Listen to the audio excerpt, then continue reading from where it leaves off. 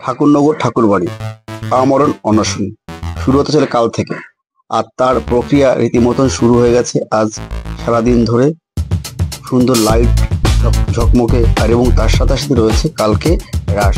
তো রাসের জন্য পুরোটা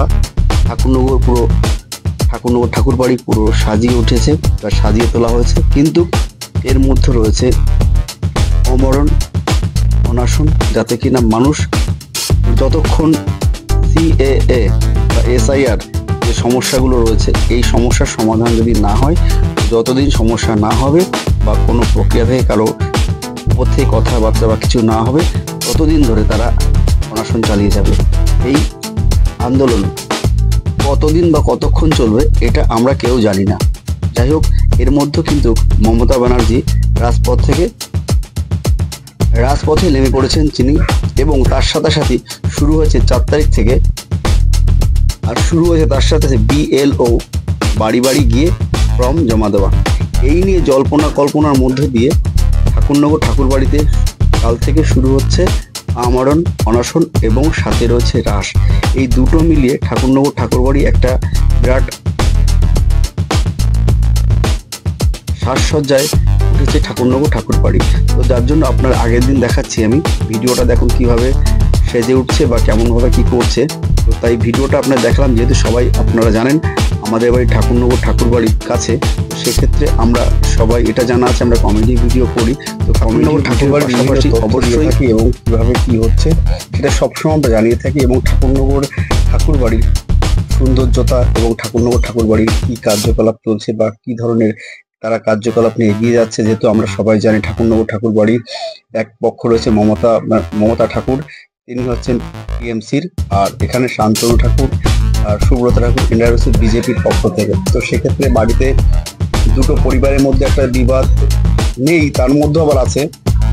তো তাদের মধ্যেও যে তারা কিভাবে চলছে, তাদের ভক্তরা কেমনভাবে আছে, বিশৃঙ্খল না ঠিকভাবে, তো সেই পরিকাঠামোটা সম্পূর্ণভাবে দেখানোর চেষ্টা করি। কিন্তু এর মধ্যে আমরা না যাওয়ার থেকে সব থেকে বড় কথা হচ্ছে এখন যে ঠাকুরনগর ঠাকুরবাড়ির একটা রাস রয়েছে কালকে এবং আমরণ অনশন রয়েছে। তো সেই সাজসজ্জার প্রক্রিয়া দেখার জন্য আজকে কিভাবে কি সেজে উঠছে বা কিভাবে কি হচ্ছে, এই টোটাল ভিডিওটার মধ্যেও দেখাবো কালকে অবশ্যই অনশনের কারা কারা আছেন, কারা কারা যোগ দিয়েছেন, কারা থাকবেন এবং কি প্রক্রিয়া চলছে, সব কিছু কালকে দেখাবো অবশ্যই এই ভিডিওর মাধ্যমে। দেখুন মেলায় কত সুন্দর পাঁপড় ভাজা থেকে শুরু করে পুরো মেলার মতন পুরো তৈরি হয়ে গেছে। সুন্দর একটা বৌদি পাঁপড় ভেজে আছে, আর এই কাকু যেখানে যাবে সেখানে অবশ্যই কাকুকে দেখা যাবে কাকা বাদামটা বিক্রি করে।